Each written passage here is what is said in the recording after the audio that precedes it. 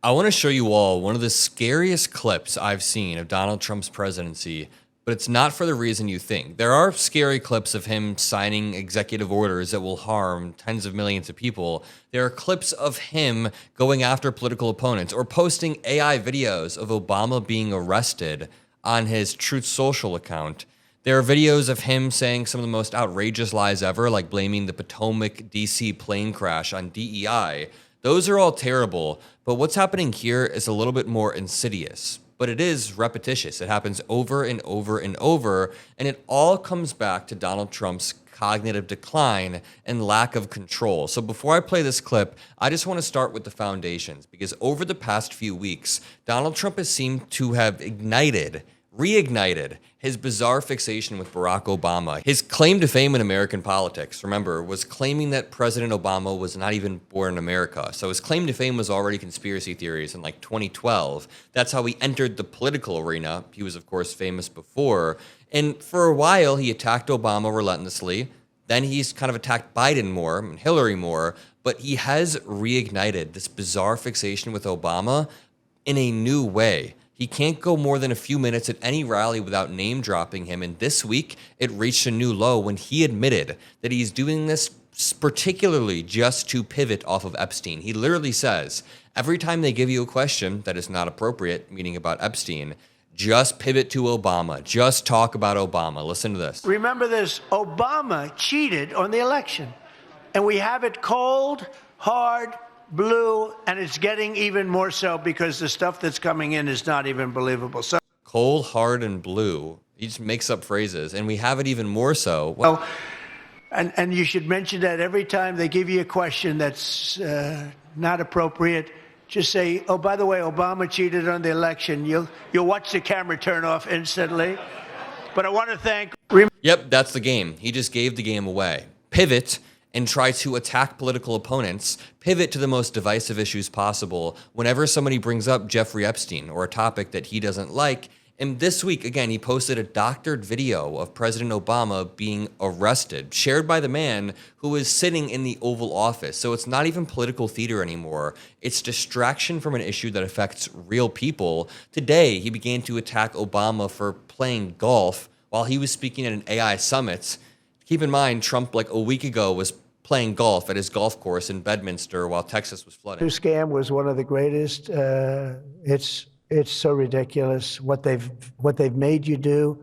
The carbon footprint. They talked about the carbon footprint, and then Obama hops onto a 747 Air Force One and flies to Hawaii to play a round of golf and comes back. What about the carbon footprint?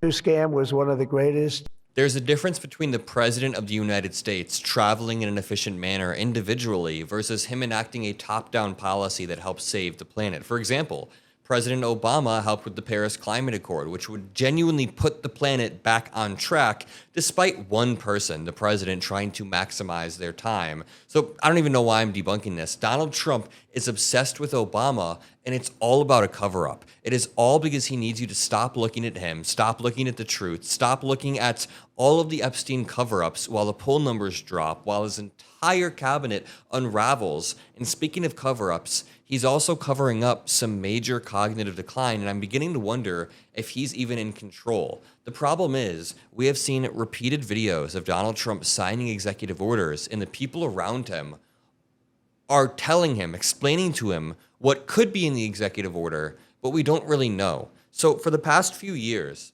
Donald Trump has said that Joe Biden, when he was the president, wasn't even in control and the auto pen was in control, yet we saw Joe Biden signing policies and taking an active part in the creation of those policies. I know Joe Biden wasn't the best communicator due to his age near the end, but he was a good communicator at the beginning. He was able to explain things, charming, charismatic. He got a lot of policies passed. He got historic amount of policies passed. Remember the bipartisan infrastructure bill. He got the PACT Act passed. He got multiple landmark COVID bills passed, all to help the American people because he was able to reach across the aisle. Meanwhile, Donald Trump, whenever he's signing executive orders or anything, he basically just has them placed in front of him and he doesn't know what they are. So he's covering up his cognitive decline.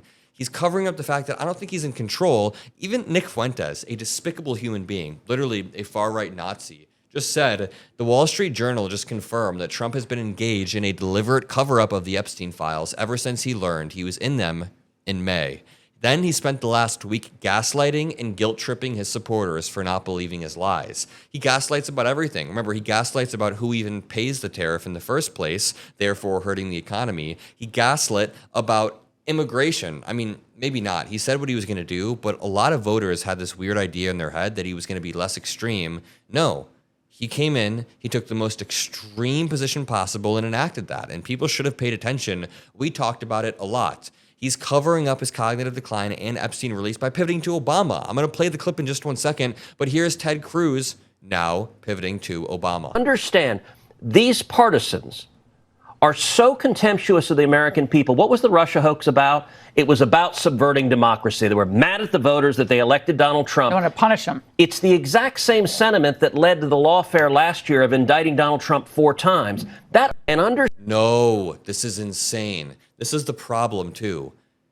If President Obama were arrested and had a mugshot, my fear is people in MAGA would just be like, look, Trump had a mugshot, now we're just weaponizing it in the same way, when that's not true. President Obama respected norms at every step within his presidency. Donald Trump in his first term broke the guardrails. In the second term, he threw the guardrails off of the bridge and is now just dismantling the bridge itself.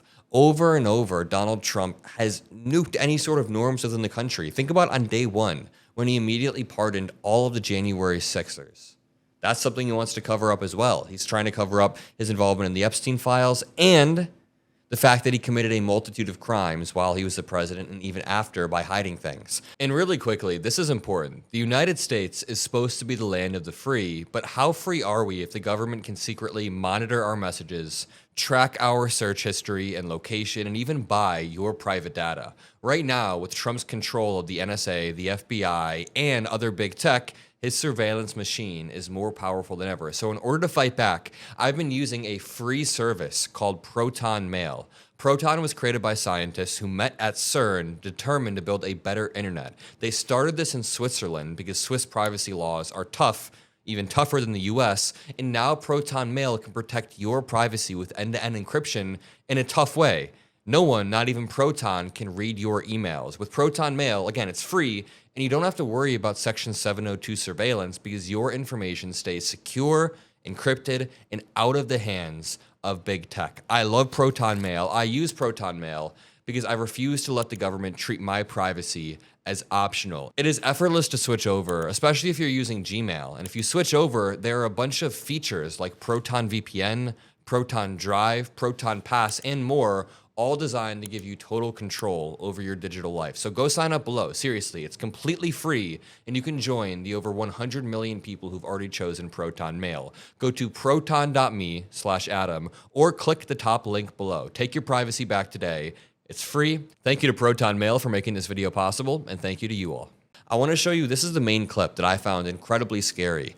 A Trump admin official explains to Donald Trump that the executive order he is signing ensures the federal government will not procure or promote AI models that embrace wokeism or critical race theory. What does that even mean? If you asked Donald Trump what wokeism or critical race theory was, he wouldn't know, meaning he's asking people who are probably smarter than him, saying, you know, what am I signing right here? And they're saying, oh, you're just beating wokeism with AI. Meanwhile, we don't even know what he's signing. People around him are pulling the strings. Look at this guy. And lastly, sir, as you said in your speech, we don't want woke AI. We want AI models based on accurate information that give accurate information and accurate answers. This executive order will ensure that when the federal government procures or promotes different AI models, that those AI models are ideologically neutral, that they don't embrace wokeism and critical race theory and all of these terrible theories that have done so much damage to our country.